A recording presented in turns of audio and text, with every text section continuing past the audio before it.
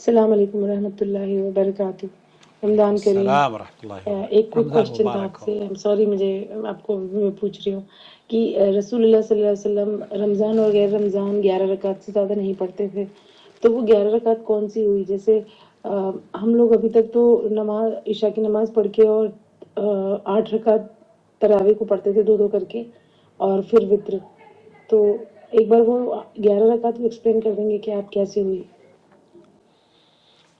11 رکعت کو ایکسپلین کر دیجئے کہ وہ کیسے ہوئی۔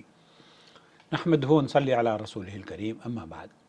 رمضان آپ کو بھی مبارک ہو، میرے ویورز کو۔ اللہ تعالیٰ اس مبارک مہینے کی آمد پر ہم سب کو اس سے فائدہ اٹھانے اور اللہ کی جنت اور اس کی رضا حاصل کرنے کا اس مہینے کو وجہ بنا دے۔ ہم سب میں الفت اور محبت قائم ہو، ایک دوسرے کا خیال رکھیں اور دلوں سے نفرتیں اور عدوت اور بغض وہ ختم کر دیں۔ یہی اسلام اور رمضان چاہتا ہے کہ آپ رب کی رضا حاصل کر لیں۔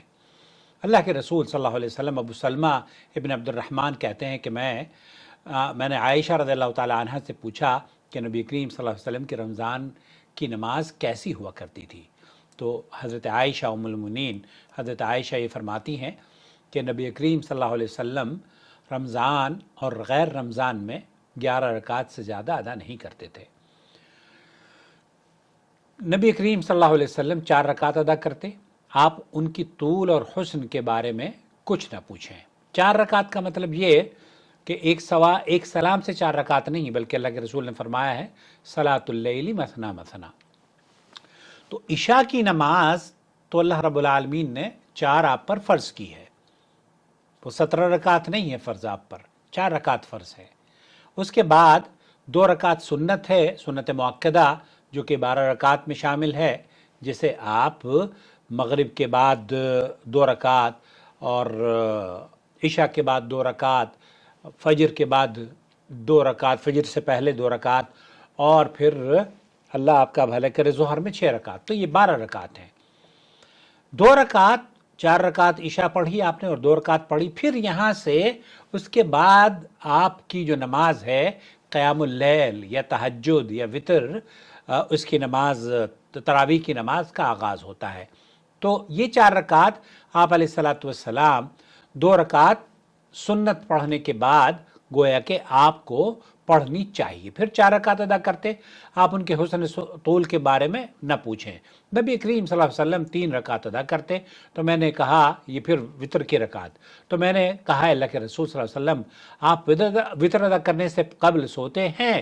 تو نبی کریم صلی اللہ علیہ وسلم نے فرمایا میری آنکھیں سوتی ہیں لیکن دل نہیں سوتا۔ اس حدیث کو امام بخاری اور مسلم نے نقل کیا ہے۔ ان کا کہنا ہے کہ یہ حدیث رمضان اور غیر رمضان میں نبی کریم صلی اللہ علیہ وسلم کی رات کی نماز کی ہمیشگی پر دلالت کرتی ہے۔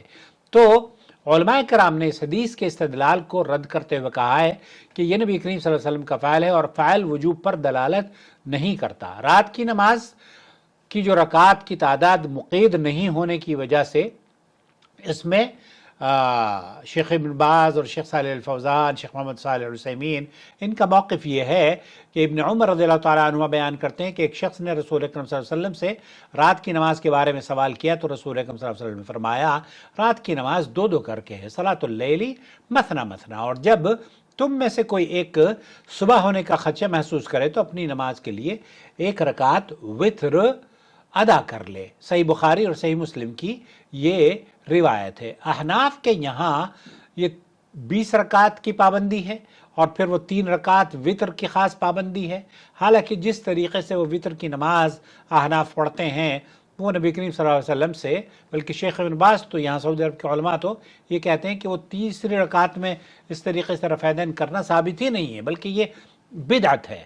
تو آپ کا جو سوال ہے وہ یہ کہ آپ عشاء کی نماز کے بعد 2 کر کے 11 رکعت، 3 رکعت تو وتر کی آپ نکال لیجئے اس میں سے، اور جو باقی رکعتیں ہیں وہ کتنی ہو گئیں؟ 8، پھر اس کے بعد 9، 10 اور 11۔ تو 8 رکعت گویا 2 کر کے آپ نے پڑھی اور پھر اس کے بعد اللہ کے رسول صلی اللہ علیہ وسلم چونکہ 11 رکعت پڑھا کرتے تھے تو عشاء کی نماز کے بعد 2 رکعت سنتیں آپ نے پڑھ لی. شیخ ابن باز نے سے یہ پوچھا گیا تو شیخ ابن باز نے فرمایا کہ آپ 2 رکعت تو عشاء کے سنتیں ہیں یہ آپ نے پڑھ لی اور پھر اس کے بعد آپ قیام اللیل اور تراویح کا اہتمام کریں جو کہ 11 رکعت ہیں 2 کر کے آپ پڑھیں. اور اس میں اگر کم کرنا چاہیں تو کم بھی کر سکتی ہیں کیونکہ ابن عمر کو اللہ کے رسول صلی اللہ علیہ وسلم نے فرمایا صلاۃ اللیل مثنا مثنا، رات کی نماز 2 کر کر. میں اس موقع پر چونکہ احناف میں حنفی مذہب سے میرا تعلق رہا ہے تو میں ایک عرصے تک امام حرم کے پیچھے نماز نہیں پڑھتا تھا وطر کی. اور وہ قصہ کیا ہے کیوں میں بھی وطر کی نماز نہیں پڑھا کرتا تھا وہ میں آپ کی خدمت میں اس ویڈیو کے بعد اسے ریکارڈ کرتا ہوں تاکہ آپ اس کی بھی رداد یا اس کی کہانی سچ پر مبنی ہے. مجھے مولانا مکی صاحب جو حرم میں درس دیتے ہیں نا ان سے بھی میری گفتگو ہوئی تو انہوں نے بھی کہا تھا کہ ان کے پیچھے وطر کی نماز نہ پڑھا کرو. میں نے پوچھا کیوں؟ تفصیل اگلی ویڈیو میں آپ کی خدمت میں پیش کروں گا. شهر رمضان الذي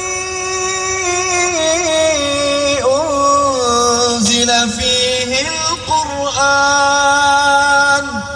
هدى للناس وبينات من الهدى والفرقان